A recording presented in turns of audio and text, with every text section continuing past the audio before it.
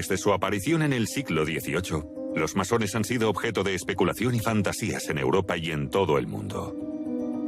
Con sus enigmáticos símbolos, rituales secretos y supuesta influencia en las esferas política y económica, ninguna otra organización ha generado tanta fascinación y hostilidad. Dicen que la masonería es hermética, pero no, es discreta.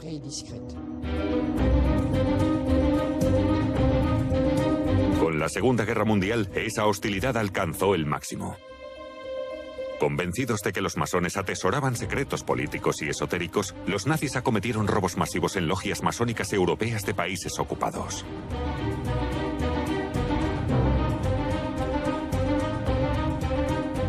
¿Había documentos esotéricos en esos archivos? Sí.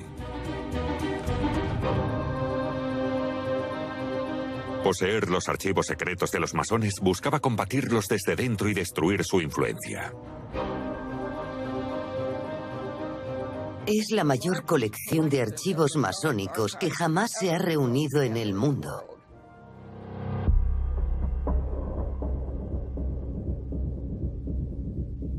¿Qué fue de ellos? ¿Qué contienen? Nuestra investigación revela los secretos del increíble viaje de los archivos masónicos.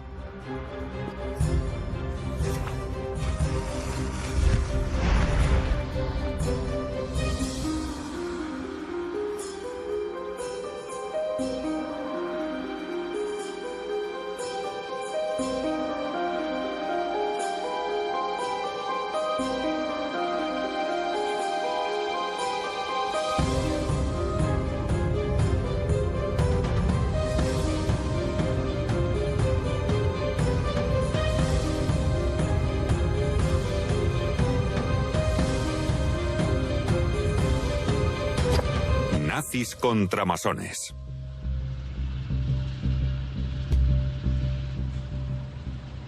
...14 de junio de 1940... el victorioso ejército alemán entra en París. La capital es declarada ciudad abierta. Como Bélgica, en los Países Bajos, Francia ha caído en las garras de Hitler.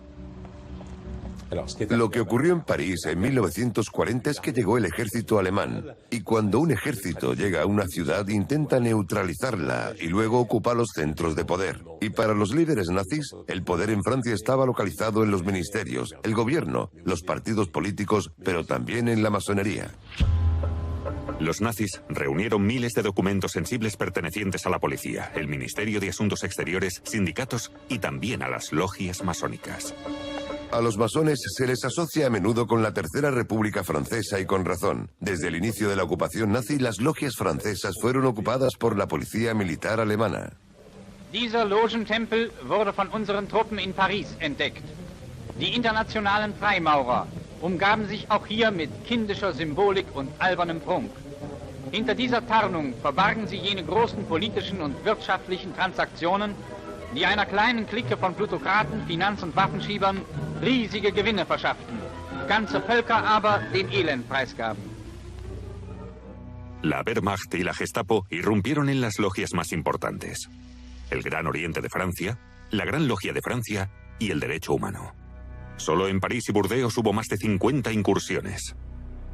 La operación se repitió en las provincias. Entre junio de 1940 y febrero de 1941, toda la historia documentada de la masonería francesa desapareció. En la imaginación de la extrema derecha, y sobre todo en la de los nazis, existía la idea de que en Europa occidental la masonería estaba moviendo los hilos de la democracia liberal. Así como que encontrarían información que explicaría la resistencia de las democracias occidentales ante el nuevo orden europeo.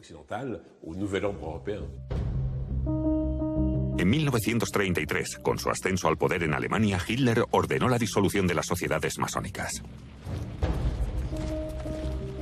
Puso en marcha políticas represivas en todos los países ocupados, pero sobre todo en Francia, donde había 49.000 masones en activo. En las zonas ocupadas, las logias fueron clausuradas de inmediato y se produjeron detenciones, especialmente quienes ostentaban cargos en la masonería.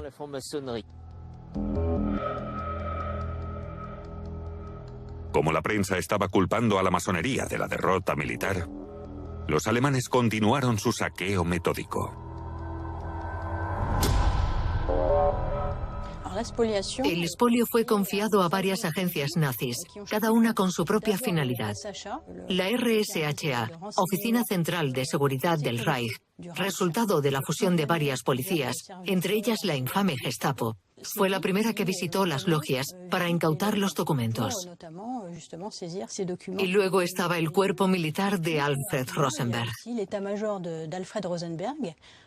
Rosenberg no era policía, era un ideólogo. Fue la cabeza visible de la acusación contra la masonería judía, el judeo-bolchevismo. Y en julio de 1940, Hitler le confió la misión de buscar las bibliotecas y archivos de los enemigos del régimen. Y eso fue lo que hizo.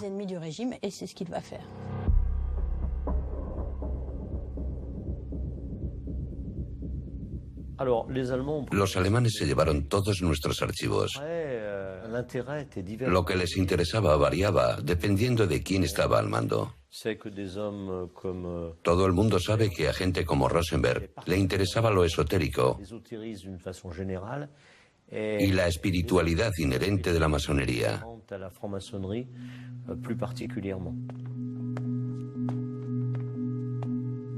Antisemita, anticatólico y antimasón. Alfred Rosenberg era partidario de la teoría de la conspiración. Creía que los poderes ocultos gobernaban el mundo y quería aportar pruebas. A partir del verano de 1940, su grupo militar saqueó archivos masónicos.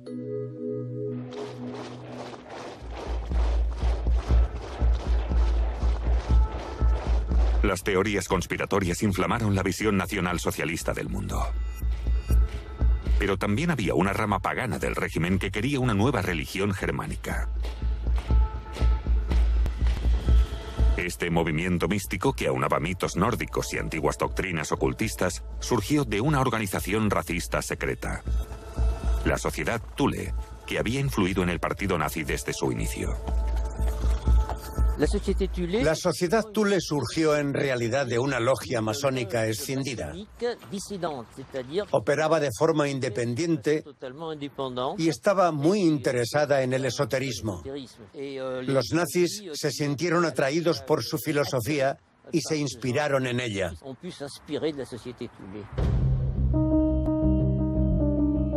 Fundada en 1918, la Sociedad Thule contaba entre sus miembros con figuras clave del régimen como Rudolf Hess, la mano derecha del Führer, Hermann Göring y, por supuesto, Alfred Rosenberg. Su símbolo incluso inspiró a Hitler para su siniestra esvástica. Eso no le impidió disolver el grupo porque le parecía demasiado fanático.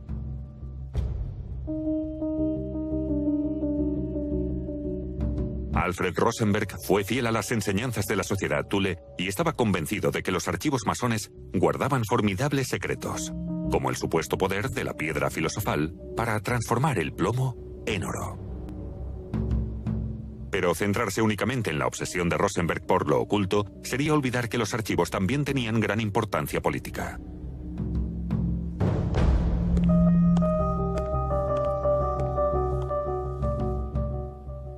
Los alemanes tomaron la sede central del Gran Oriente en la calle Cadet y se hicieron con los archivos. Tardaron semanas, meses. Posteriormente se estableció el régimen de Vichy y hubo discusiones entre este y los alemanes. Vichy dijo: nosotros debemos encargarnos de los masones. Aún tenemos autoridad sobre algunos de los sectores de la zona.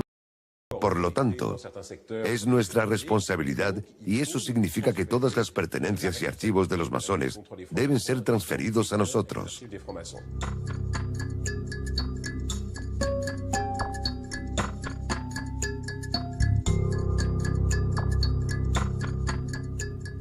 El 13 de agosto de 1940 se prohibieron las sociedades secretas y se creó el Departamento de Sociedades Secretas, ubicado en parte en la Biblioteca Nacional. La idea era documentar los asuntos actuales de la masonería, lo que implicaba labores de inteligencia por parte de la policía y además crear una biblioteca de referencia para el futuro. El director del Departamento de Sociedades Secretas fue Bernard Fay, un historiador antimasón. Publicaba mensualmente un boletín antimasón y con la ayuda de un centenar de fervientes empleados, aprovechó los archivos que los alemanes se dejaron atrás. Él y su equipo guardaron registros de 150.000 masones de todas las obediencias, llevando con frecuencia las cosas al absurdo. Incluso guardaron registros de miembros fallecidos hacía tiempo. Conservaron extensos archivos de los 15.000 miembros de la Gran Logia de Francia.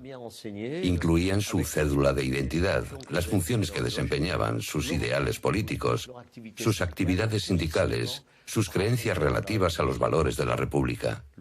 A veces el contenido de estos registros era tremendamente dañinos. Los funcionarios perdieron sus empleos y algunos fueron juzgados y deportados. Les titulaires des hauts grades maçonniques dont une première liste vient d'être également publiée ne pourront plus exercer aucune fonction publique. El régimen de Vichy declaró la prohibición de las sociedades secretas, pero no solo prohibieron su existencia, sino que además confiscaron todos sus bienes.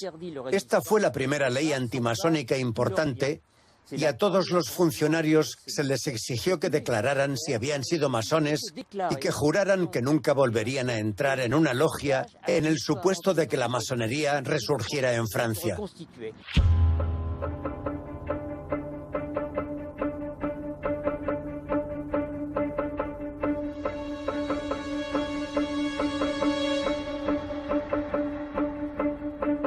El régimen de Vichy reclutó a masones tránsfugas para colaborar con el Departamento de Sociedades Secretas. Usando los archivos y logias, hicieron una película antimasónica basada en los rituales masónicos de la época.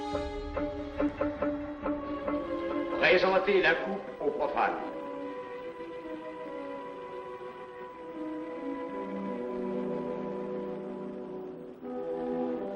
Prononcez avec moi le serment. Je m'engage sur l'honneur, au silence le plus absolu, sur tous les genres d'épreuves qu'on pourra me faire subir. Je m'y engage. Vous devez connaître toute l'importance d'un serment. Si jamais vous manquiez à une parole aussi solennellement donnée, buvez. Buvez! Buvez! Que ce breuvage amer soit pour vous le symbole de l'amertume et du remords que laisserait dans votre cœur le parjure qui aurait souillé vos lèvres. Frère expert, emparez-vous du profane.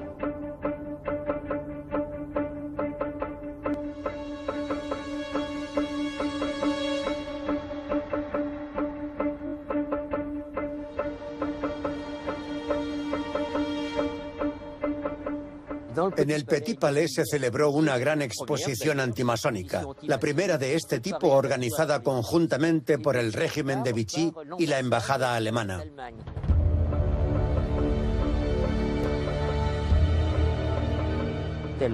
Tuvo mucho éxito en París y luego viajó a Burdeos y otras ciudades de Francia.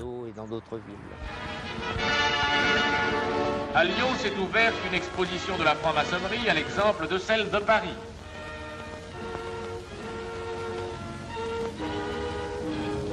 En foule dense, les visiteurs ont pu, après un regard au sphinx de l'entrée, visiter les décors étranges des cabinets de réflexion et les temples différents qu'abrite chaque loge. Ils ont pu examiner les insignes et les objets, les fantaisies macabres qui servaient aux initiations et aux réunions de cette société secrète, dont le sens s'était perverti et que l'État français a désormais interdite en raison des maux qu'elle a causés au pays.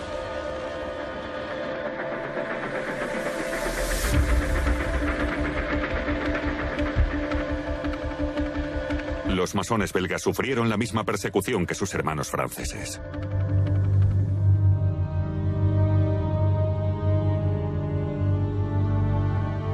Parte de sus archivos fueron saqueados por los alemanes y el resto fue utilizado por colaboracionistas belgas, los rexistas, que se establecieron en sus logias. La caza estaba en marcha.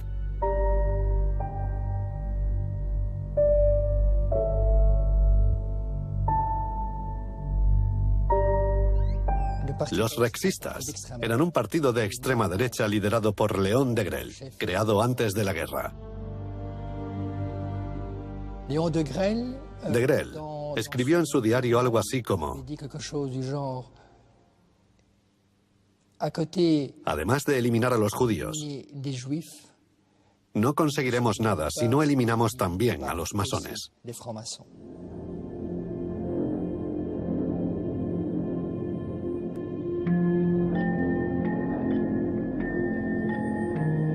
Aquí se llevaron a cabo las mismas operaciones. Conservaron los registros de los masones, publicaron sus nombres y ayudaron a los alemanes a expulsar a los hermanos afines a la resistencia. Una escultura recuerda a 7 masones que en el campo de concentración de Stevingen crearon la logia Querida Libertad.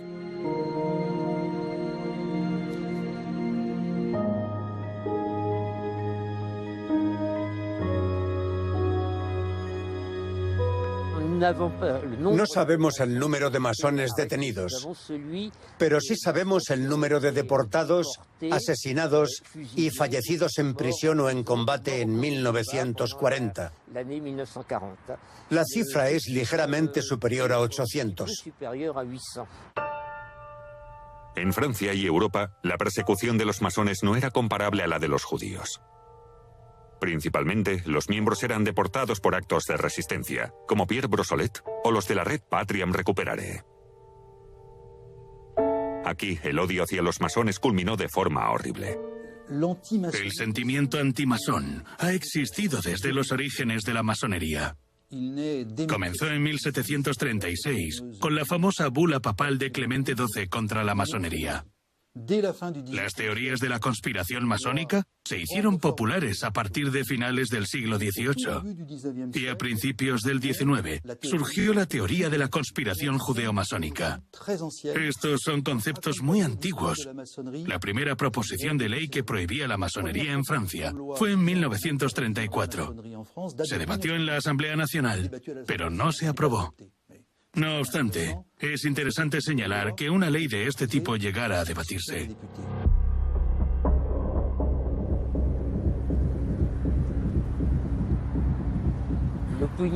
La derecha era hostil o sospechaba de la masonería, al igual que la Iglesia Católica, especialmente los miembros de alto rango. Y la prensa también fue hostil, sobre todo durante el caso Stavisky. El caso Stavisky, un escándalo financiero y político que casi derriba a la República en 1934, llamado así por un estafador que tenía masones entre sus muchos cómplices.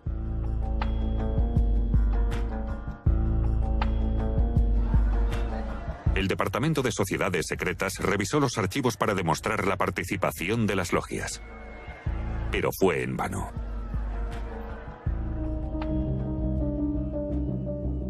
Sin embargo, encontraron pruebas de la amplia influencia política de la masonería, especialmente bajo la Tercera República Francesa.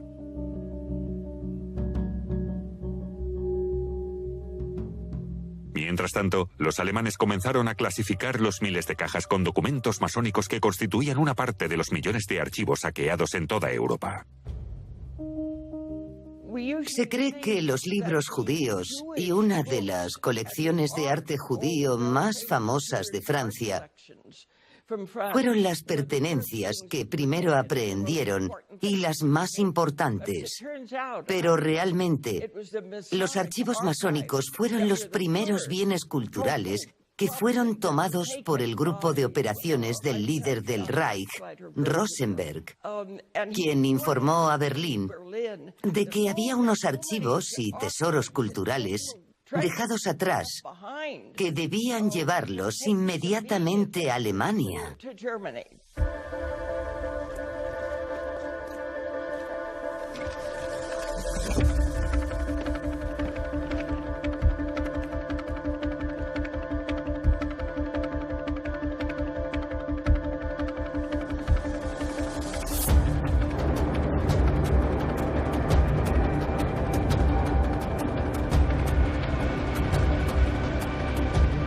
La maquinaria de guerra nazi estaba en su apogeo.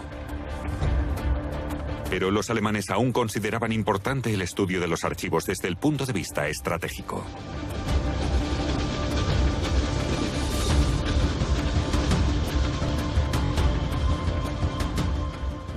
¿Por qué los nazis confiscaron archivos masónicos? Porque para los nazis, la masonería era uno de los 4 poderes que se oponían al nazismo y al totalitarismo junto con los judíos, los comunistas y los demócratas. Los alemanes estaban muy bien organizados y querían estudiar a sus enemigos.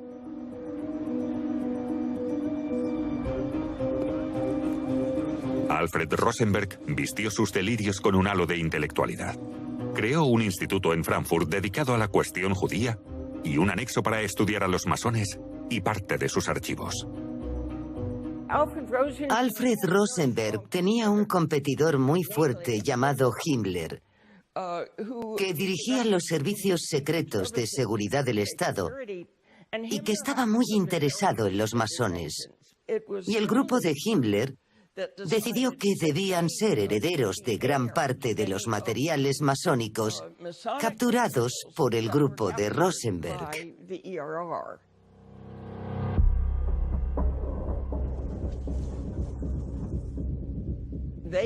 Establecieron un centro de estudios masónicos en 2 grandes edificios, en 2 de las logias más grandes de Berlín, que fueron ocupadas por el régimen nazi porque los masones fueron los primeros en sufrir en Alemania.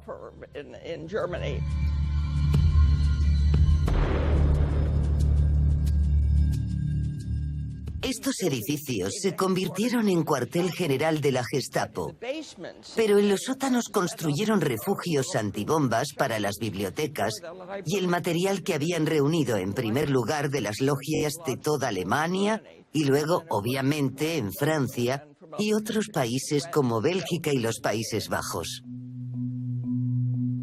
Las cajas con los archivos fueron catalogadas meticulosamente por oficiales de las SS, especialistas en masonería, historiadores y un equipo de traductores.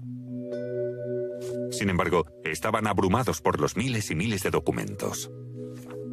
Había desde notas tomadas en reuniones celebradas en el siglo XVIII hasta conferencias sobre antifascismo de principios del siglo XX. Una mina de información para los especialistas. Pero había poco tiempo para hacer uso de su botín.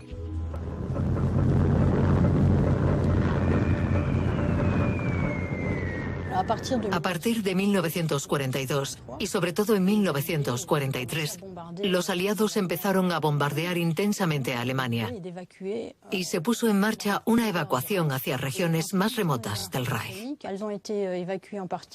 Los archivos masónicos fueron trasladados en parte a Tassenberg, donde fueron descubiertos por los estadounidenses. Pero lo increíble de esta historia es que posteriormente fueron trasladados a Polonia y a la antigua Checoslovaquia, regiones que habían sucumbido al control de los nazis.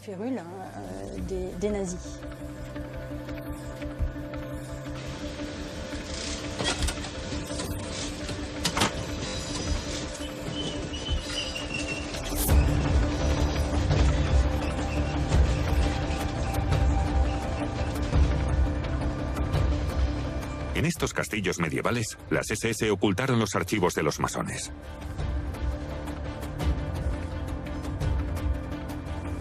Su líder, Himmler, llevó una parte de ellos a su fortaleza, Wewelsburg, lugar donde celebró extrañas ceremonias inspiradas en tiempos antiguos. He escrito un artículo sobre las curiosas investigaciones que hicieron los nazis y el grupo de Himmler en un castillo en los Sudetes.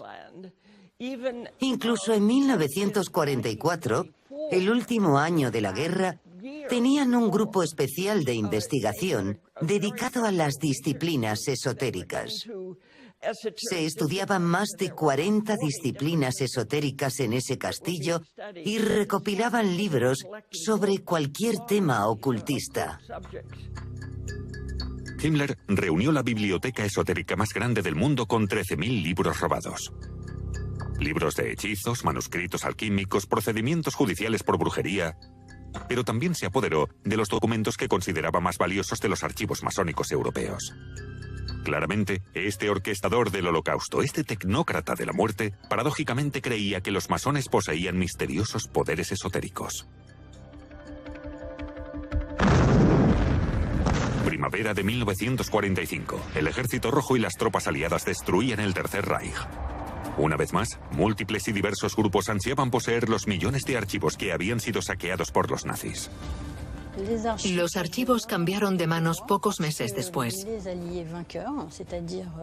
porque los aliados, estadounidenses, británicos y franceses y soviéticos, se apresuraron a hacerse con ellos. En primer lugar, fue por razones militares, ya que para obtener información operativa se necesitan los archivos del enemigo. Pero todos reaccionaron de forma diferente. Estados Unidos los devolvió a sus propietarios originales, mientras que los soviéticos se los llevaron a Moscú de forma ilegal.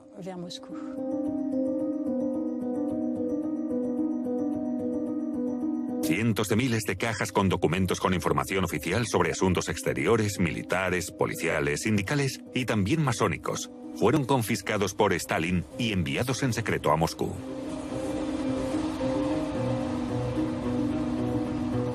Los rusos también estaban interesados en los masones, y no por razones simbólicas o esotéricas, que eran inútiles para ellos. Fueron las redes políticas de los miembros las que Stalin y Beria, su secuaz, jefe del NKVD, precursor del KGB, querían investigar para averiguar si se habían infiltrado en partidos comunistas europeos durante el periodo prebélico.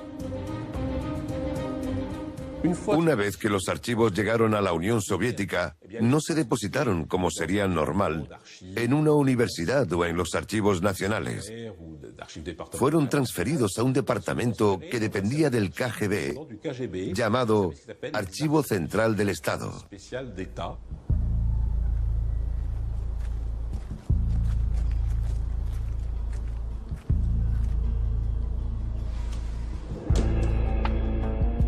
A continuación, se les indicó a los traductores que diseccionaran los archivos y se les ordenó que no hablaran de la investigación con sus familiares o serían enviados a Siberia.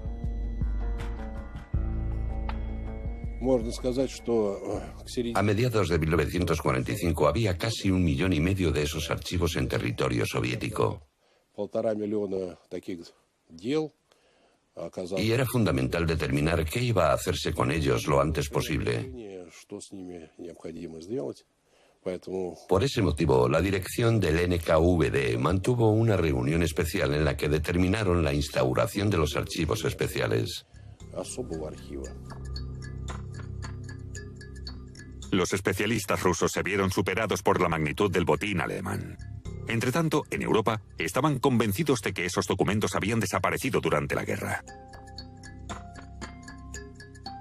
Podríamos decir que fue como un gulag para los archivos, ya que básicamente fueron deportados. El halo de secretismo era un rasgo característico del proyecto político ruso y sus prácticas.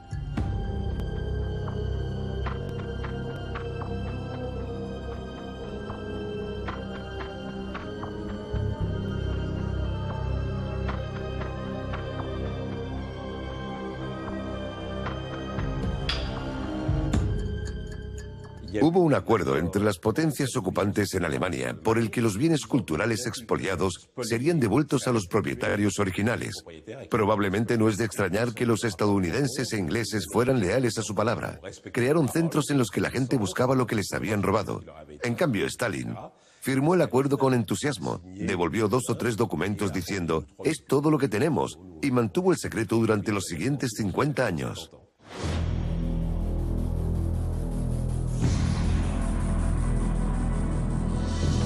En los albores de la Guerra Fría, el resurgimiento de la masonería en los círculos gobernantes europeos preocupaba a Stalin. Los rusos estaban en un estado de paranoia total.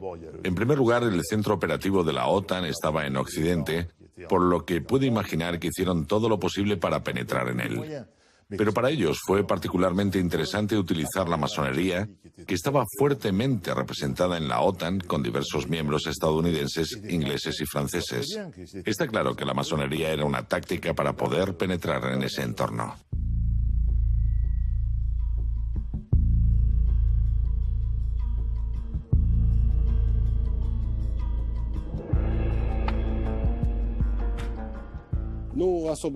Los archivos especiales existieron durante 53 años, de 1946 a 1999.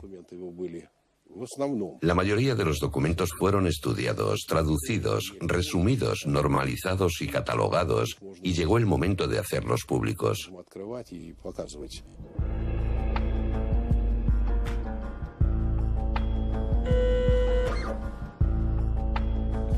Con la muerte de Stalin, los archivos arrebatados en Alemania, masones o de otra índole, cayeron en el olvido durante 50 años.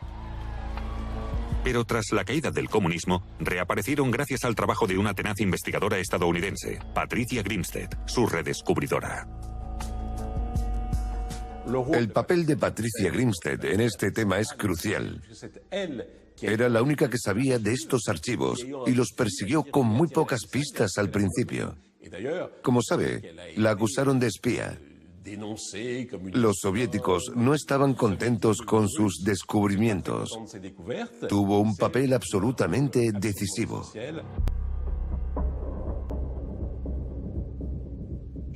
Fue a finales de 1990, en octubre. Estaba trabajando con un colega ucraniano que tenía permiso para buscar en los estantes y vino corriendo y me dijo: querida, no puedo seguir haciendo esto. He visto demasiadas firmas de Beria.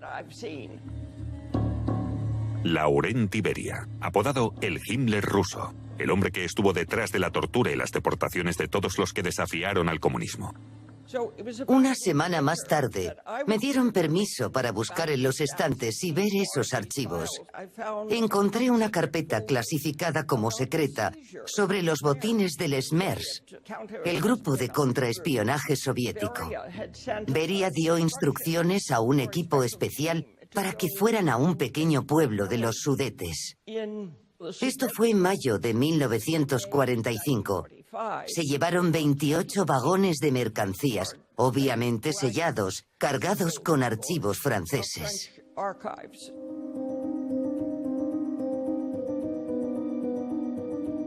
Los países que habían sido víctimas de los nazis fueron sacudidos por el hallazgo cuando descubrieron que partes enteras de su memoria colectiva había acabado en manos de los rusos. Los masones fueron alertados. En cuanto confirmaron que los archivos masónicos estaban en algún lugar de Moscú, organicé un grupo especial. Descubrieron que había aproximadamente 28.000 archivos. Las cajas estaban numeradas y bien organizadas, como era de esperar de la administración soviética de la época.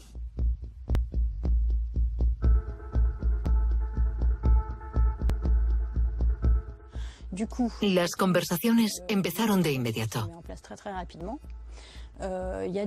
Francia puso en marcha misiones, tanto diplomáticas como del servicio secreto, para ver qué había, y desde ese momento se inició la devolución de los archivos franceses.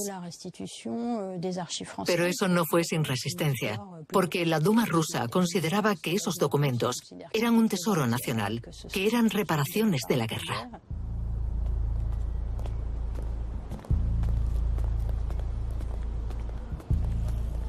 El ministro de Asuntos Exteriores era Laurent Fabius. Yo tenía contactos en su ministerio y sabía que ellos eran reacios. A los rusos les costó mucho devolver lo que habían arrebatado a otros y, sobre todo a los nazis, a lo largo de la historia de la Unión Soviética. La Duma no rechazó el traslado, simplemente se suspendió.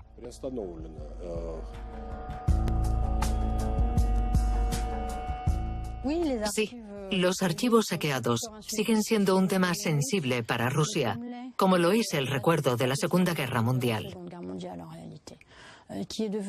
Se ha convertido en un punto importante del discurso político de Vladimir Putin.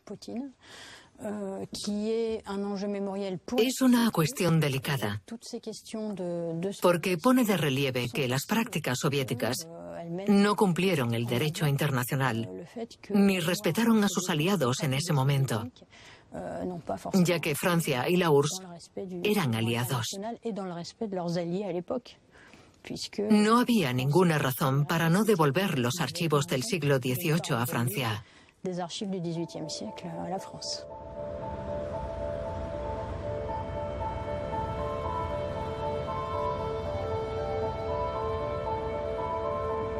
La colección contenía documentos masónicos de Francia, pero también archivos de muchos otros departamentos. Colocados en fila, los documentos de la policía francesa se extendían 6 kilómetros. También había documentos de partidos políticos, de sindicatos como la CGT, correspondencia privada de personalidades como Léon Blum, así como los archivos de la Federación Protestante y la Liga de los Derechos Humanos de Francia.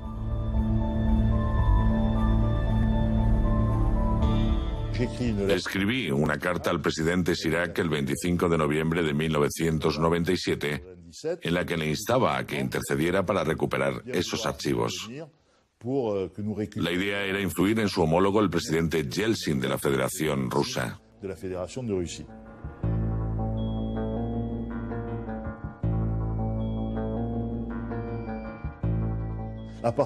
Desde el momento en que el presidente se implicó y gracias a sus exigencias, todo fue más fácil.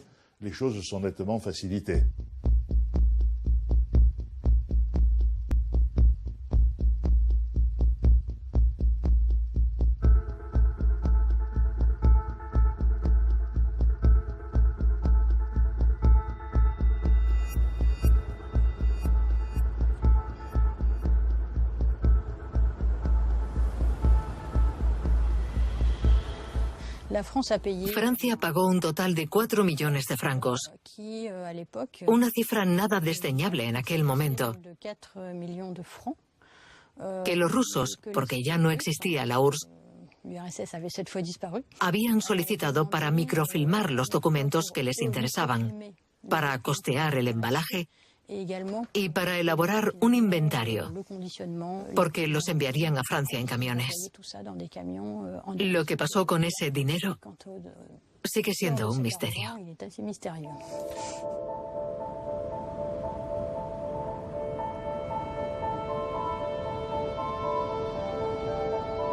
En Moscú, las embajadas europeas intensificaron sus maniobras diplomáticas con el fin de recuperar el pasado perdido. Los Países Bajos, Bélgica y Noruega comenzaron a trabajar en negociaciones discretas y acuerdos secretos.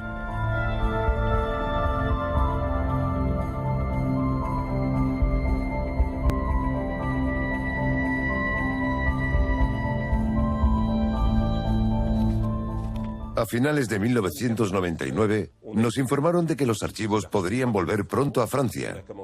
Y empezamos a reunirnos con el director de los archivos del Ministerio de Asuntos Exteriores, que organizó la logística de las devoluciones. Nos avisaron pocos días antes de que los cientos de cajas llegarían en camiones el día 23 de diciembre a la calle Cadet.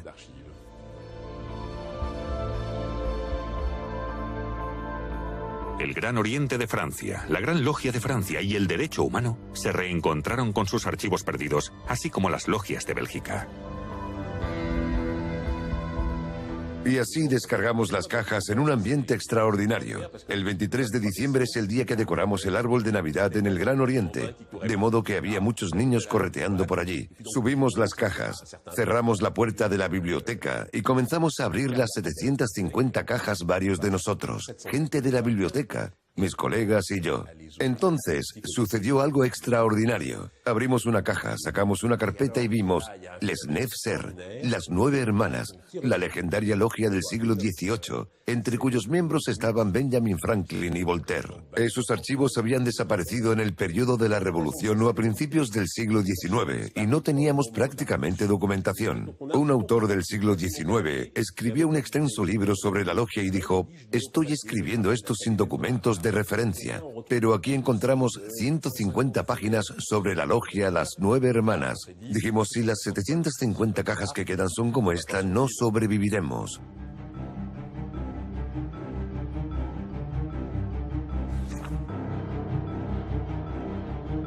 En la Gran Logia de Francia fueron las hermanas de la Gran Logia Femenina de Francia las que revisaron los archivos.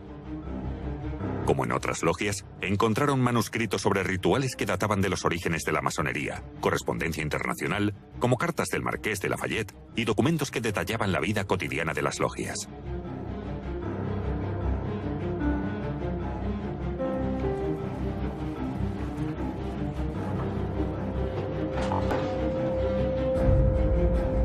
Una colección de documentos que arrojaría una nueva luz sobre el papel de la masonería desde la Ilustración hasta la Segunda Guerra Mundial.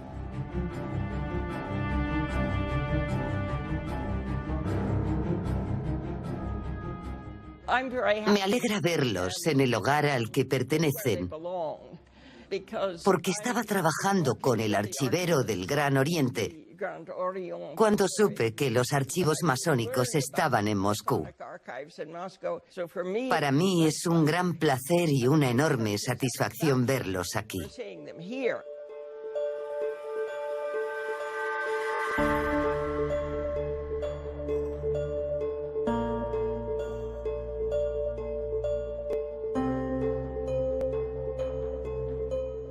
¿Había documentos esotéricos en esos archivos? Sí. No en cada una de las 750 cajas, pero había cajas con archivos del siglo XVIII. Y en ese siglo existían varias ramas de la masonería. Una rama que estaba muy en línea con la Ilustración era las 9 hermanas, inspirada por las ideas de Voltaire o Rousseau. Luego, había una rama iluminista interesada en los secretos de la existencia, de lo desconocido. Y en sus documentos encontramos una figura esotérica del siglo XVIII, llamado Martinés de Pascually, que era una especie de mago de quien no sabemos mucho, pero que enseñó una especie de cábala judio-cristiana.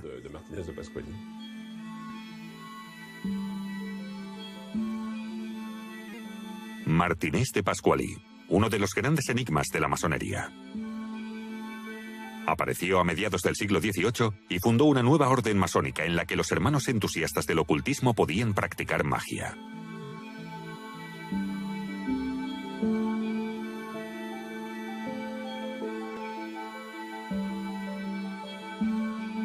Pero reducir a los masones a tales prácticas sería dejarse embriagar por fantasías, como hicieron los nazis.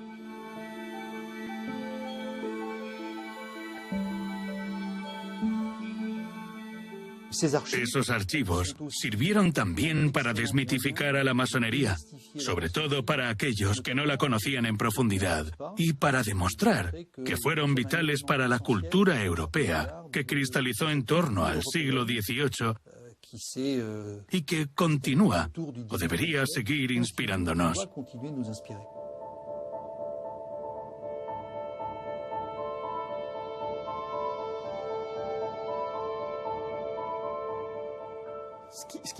Lo que fascina al gran público de la masonería y lo que sigue atrayendo a nuevos adeptos es, de hecho, su faceta esotérica y simbólica.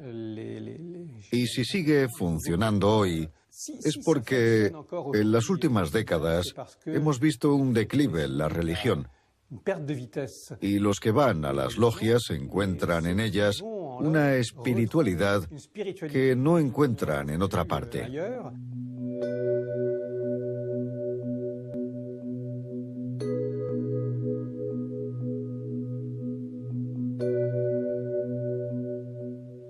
Nuestros símbolos no están ahí para asustar. Nuestros símbolos te permiten trabajar sobre ti mismo. Obviamente no podemos explicar al público todos los aspectos, pero deben desterrar la idea de que lo controlamos todo entre bambalinas. No, simplemente trabajamos en nosotros mismos.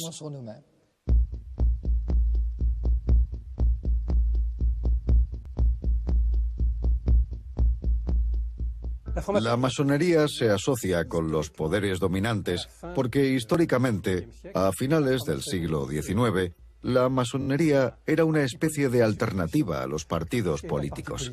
Cuando no había partidos políticos, ¿quién creó las plataformas políticas? El Gran Oriente en sus logias. La separación de la Iglesia y el Estado, la ley de asociaciones, la educación nacional, la ley de vacaciones remuneradas de 1936, todo eso provenía de las logias, pero esa era otra época. Hoy los partidos políticos son totalmente independientes y no necesitan nuestras logias. Así que esa fantasía de que los masones dirigen Francia debe acabar. Si la influencia política de la masonería ha decrecido, algunas redes se mantienen activas en los sectores económicos. Y los escándalos que ocupan titulares a menudo llevan al público a asociar la masonería con los actores de esos casos. ¿Fueron los masones en algún momento los amos del mundo? Por supuesto que no. Ese no es el fin de la masonería. No se puede decir que una persona poderosa llama a otra para hacer que las cosas sucedan. No. Ese nunca fue nuestro objetivo. La masonería no hace nada secreto.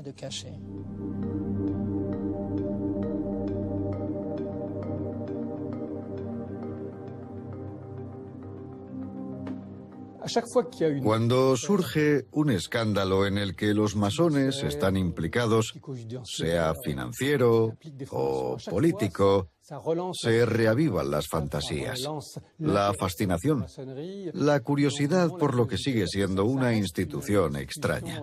Es extraña porque nació hace 3 siglos, porque mantiene rituales nacidos en el siglo XVIII, porque emplea talismanes y da a los líderes títulos pomposos. Por lo tanto, es lógico que despierte curiosidad en este mundo de simplicidad y modernidad. Quizás no somos demasiado compatibles con YouTube o Twitter.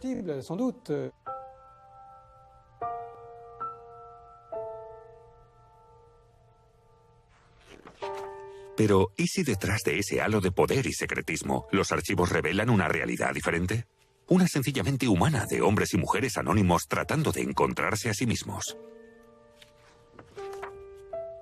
Si hay una lección que aprender de los archivos masónicos, diría que los partidos políticos de la derecha o la izquierda ponen en peligro a la sociedad cuando son extremistas.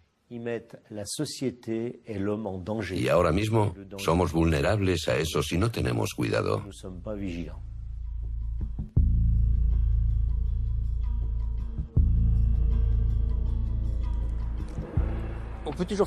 Se pueden trazar paralelismos entre la antimasonería bajo el periodo de Vichy y la antimasonería actual. Siempre ha habido sospechas de amiguismo, de la presencia de judíos, pero ya no se trata de eso. Los masones en 1939 reclutaron miembros de la izquierda, pero ahora el reclutamiento se ha expandido ampliamente. Los únicos partidos que hoy podrían sentirse amenazados por los masones y en los que se puede percibir un sentimiento antimasónico son los de extrema derecha.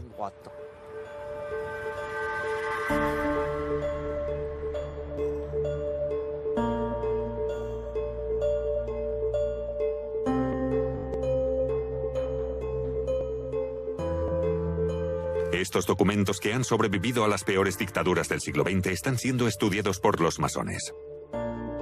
Pero aún queda mucho trabajo.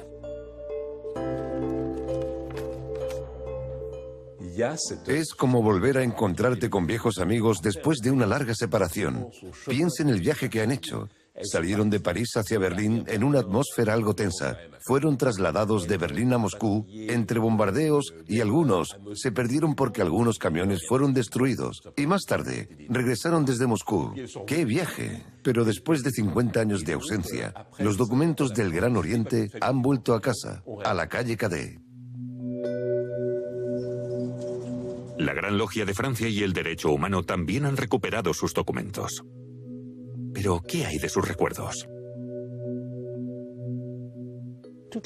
Estamos seguros de que hay algunos archivos que no han sido devueltos. La mayoría sí. Y de hecho, fue maravilloso ver que había registros históricos y más comunes sobre el día a día de la masonería. Y es muy emocionante porque no están clasificados. Pero algunos documentos permanecieron en Moscú.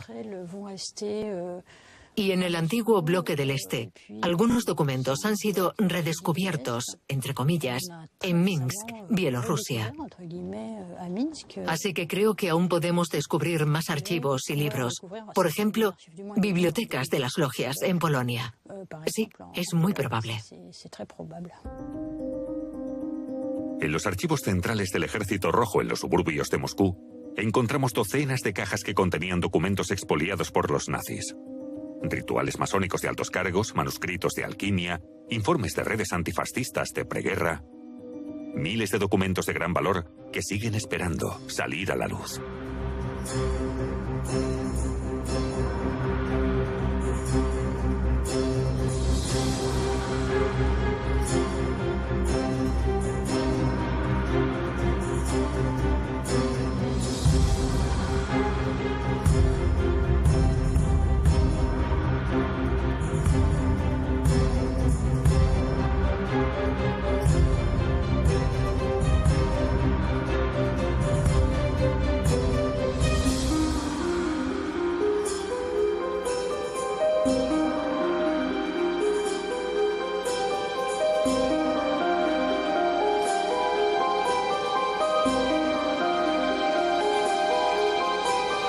Thank you.